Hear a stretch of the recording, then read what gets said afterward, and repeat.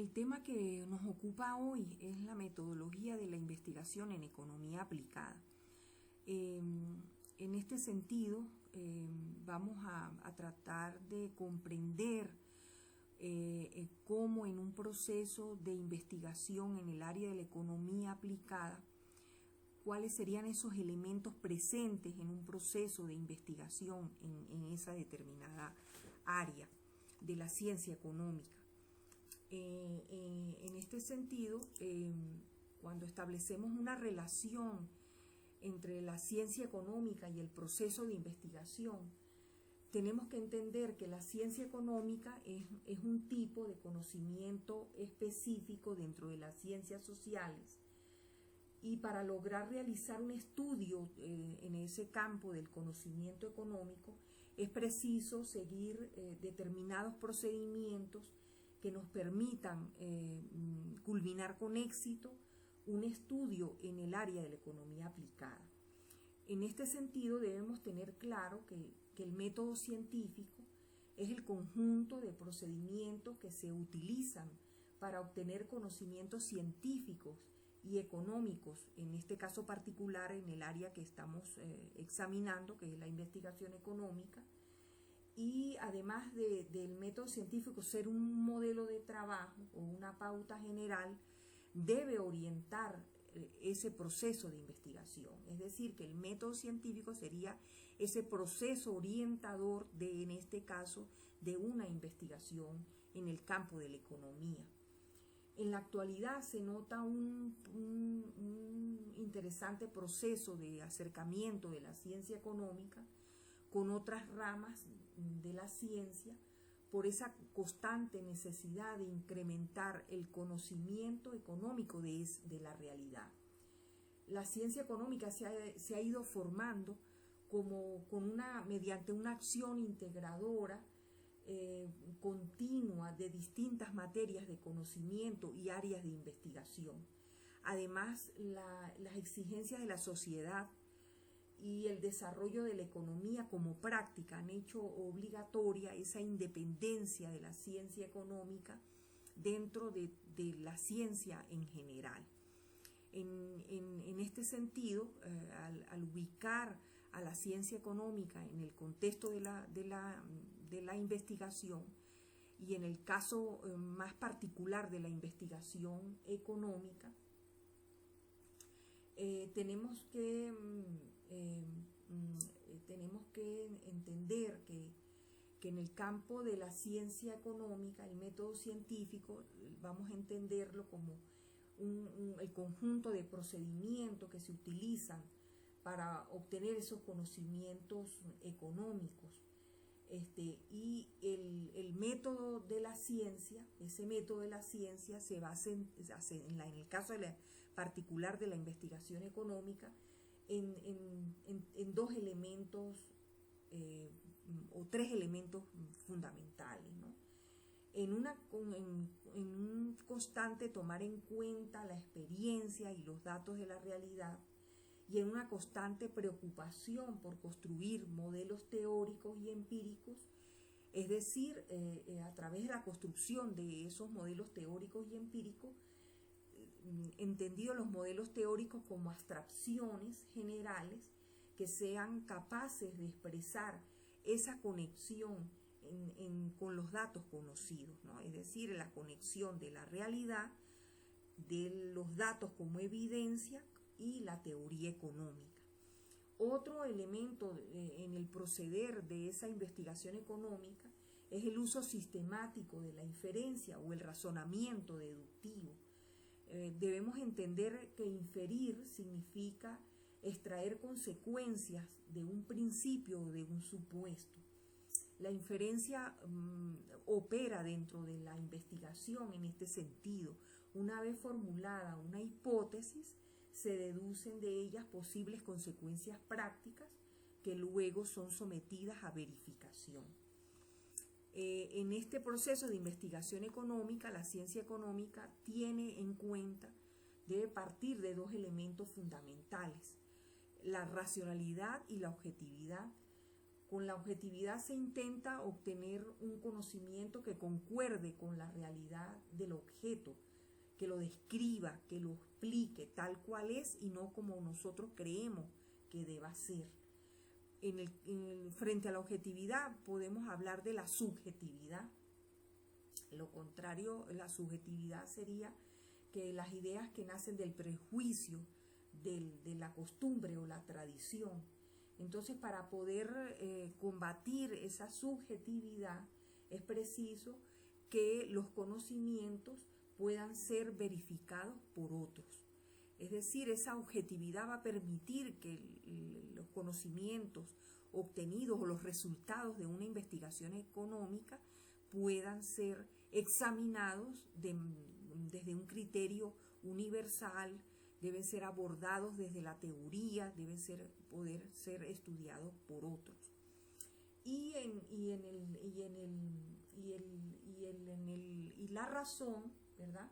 La ciencia utiliza la razón como un arma esencial para poder obtener los resultados. Los científicos sociales y en general los científicos trabajan en lo posible con conceptos, con juicios y razonamientos, y no solamente proceden a través de las sensaciones, de las imágenes o las impresiones. Por eso siempre cuando se desarrolla una investigación debemos dejar de lado, ¿no? Nuestras creencias, nuestras posiciones políticas, religiosas, nuestra ideología, y apelar a la objetividad a través del uso del criterio de racionalidad en el desarrollo de ese proceso de investigación.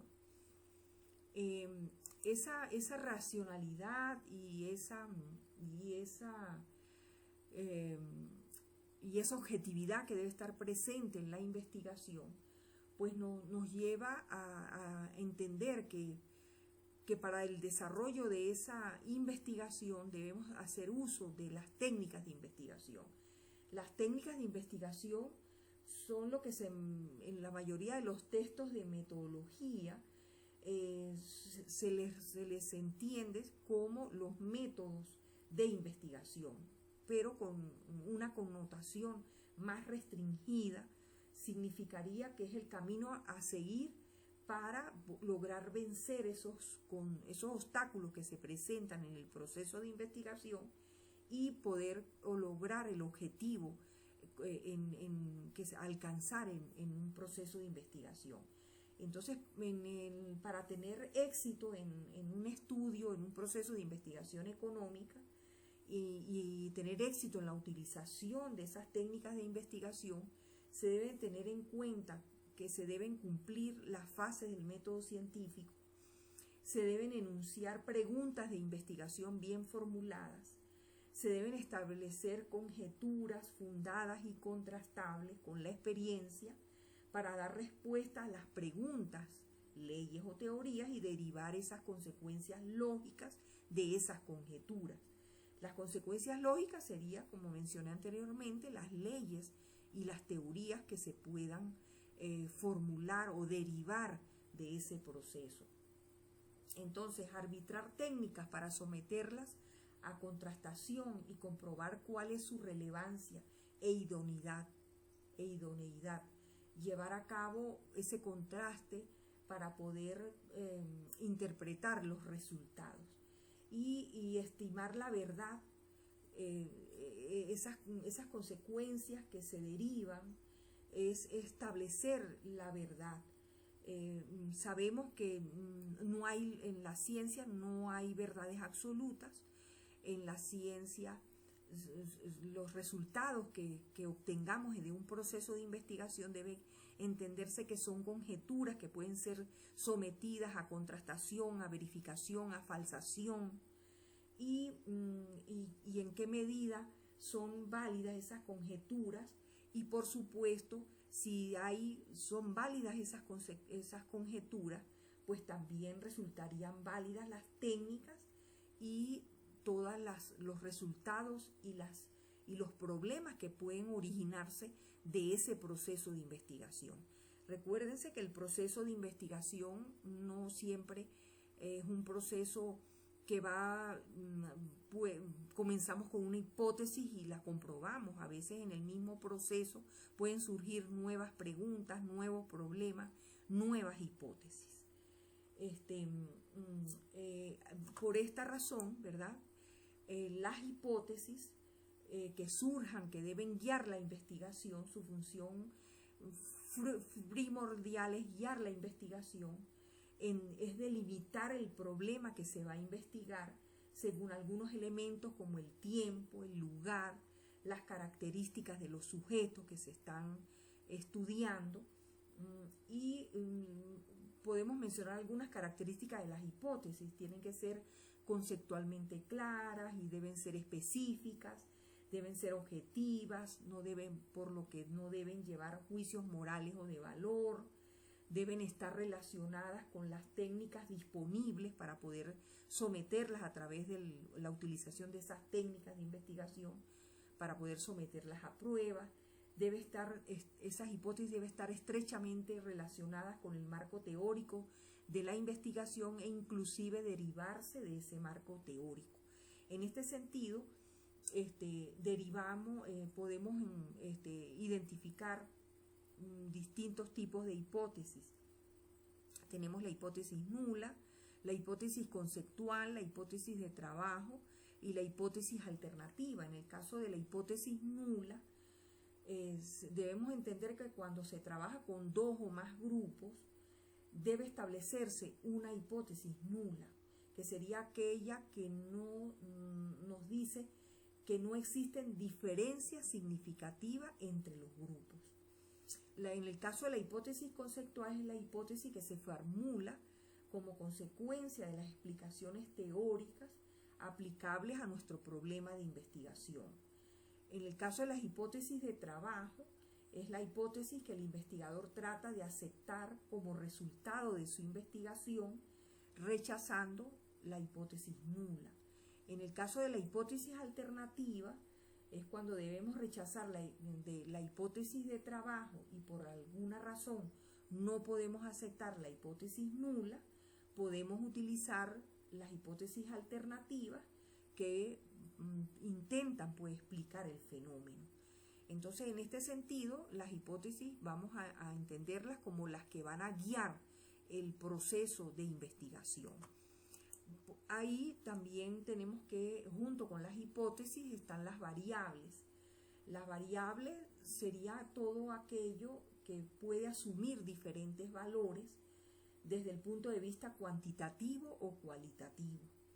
En el caso de la variable independiente son aquellas que dan la propiedad de un fenómeno a la que se le va a evaluar su capacidad para influir, incidir o afectar otras variables.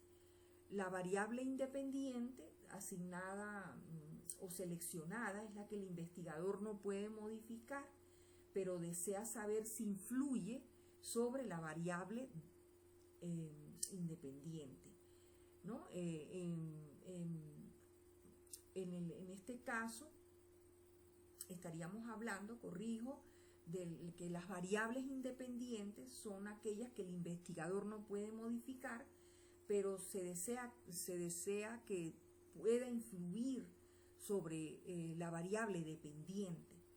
En este caso, las variables dependientes pueden ser definidas como los cambios sufridos por los sujetos como consecuencias de la manipulación de las variables independientes por parte del investigador. Estas variables son de gran importancia porque van a ser explicadas por las variables independientes. Se pueden hablar de otras variables, ¿no? Que el investigador no controla directamente, pero que pueden influir en el resultado de la investigación. Deben ser controladas hasta donde sea posible para asegurar que los resultados se deben al manejo que haga el investigador de esa variable independiente, más no de variables que no sean controladas, ¿no? Entonces, los métodos para controlar esas variables que el investigador no puede controlar directamente. Está la constancia de condiciones, que es un estudio experimental que cuando en un estudio experimental, cuando se van a estudiar dos o más grupos de sujetos, deben someterse a las mismas condiciones físicas y de espacio, manteniendo constantes las circunstancias bajo las cuales se investigan. La aleatorización se va a partir de un postulado de que si la selección y la distribución de los sujetos en grupos de control fue hecha al azar, pues podemos inferir que las variables desconocidas por el investigador se habían también repartido al azar en ambos grupos y de esa manera se igualan, ¿no? Y las variables continuas y discretas, una variable continua es aquella que puede asumir cualquier valor numérico y que pueden cambiar en cualquier cantidad. Una variable discreta sería aquella que tiene valores numéricos enteros previamente establecidos y los cuales no pueden cambiarse arbitrariamente. En esto, las variables nos llegan en los procesos de investigación económica, nos permite comprender, en el caso de la investigación económica, el problema de la causalidad. Cuando se hablan de variables independientes y dependientes, debemos tener cuidado de no caer en el error de afirmar que la variable dependiente es causada por la variable independiente. En este tipo de conclusiones se puede llegar en algunas determinadas situaciones, pero en el caso de las ciencias sociales, y ubicamos a la economía en el ámbito de las ciencias sociales, es conveniente hablar de relaciones entre variables y no de causas. La teoría económica rehuye de las explicaciones de tipo causal y adopta más bien relaciones funcionales y soluciones de equilibrio que suponen de alguna forma alguna simetría entre esas variables involucradas en el estudio. Sin embargo, la causalidad es un supuesto inherente a toda política o decisión económica, que se defiende y adopta solo porque se espera de ella un determinado efecto. La desconfianza proviene de que en ausencia de un método experimental que aísle unos fenómenos de su entorno y garantice su repetibilidad, es posible imaginar numerosas causas, incluso causas teleológicas, que interfieren mutuamente y ofrecen una gran cantidad de explicaciones alternativas, sin un criterio claro para escoger alguna de ellas. Pero existen circunstancias que permiten deducir regularidades de tipo causal en un contexto dinámico de innovación y de desequilibrio permanente. Es decir, la causalidad no es determinante. Se debe hablar de relaciones entre variables y solamente depende del estudio que estemos haciendo. Se puede hablar de regularidades de tipo causal, de acuerdo a la realidad que se están examinando, como se dijo anteriormente, que va a depender de los cambios, de los desequilibrios permanentes, ¿no? Entonces, con estos elementos que hemos explicado, pues pueden darle a ustedes las líneas generales desde el punto de vista metodológico de lo que es una investigación en el campo de la economía. Cada uno de ustedes pues tienen ya su experiencia como investigadores, tienen ya sus horas y sus años en un proceso de investigación, desarrollando sus propias líneas de investigación. Y por esto estas líneas, insisto en ello, son líneas generales que no les van a desviar en su proceso, sino más bien van a enriquecer su formación como investigadores que ya son consolidados.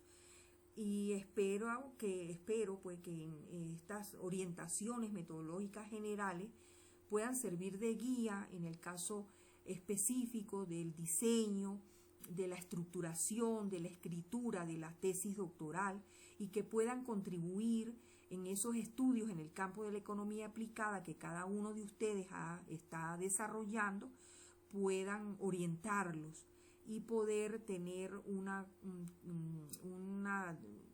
culminación de este estudio y un resultado exitoso de la tesis doctoral en el campo de la economía aplicada.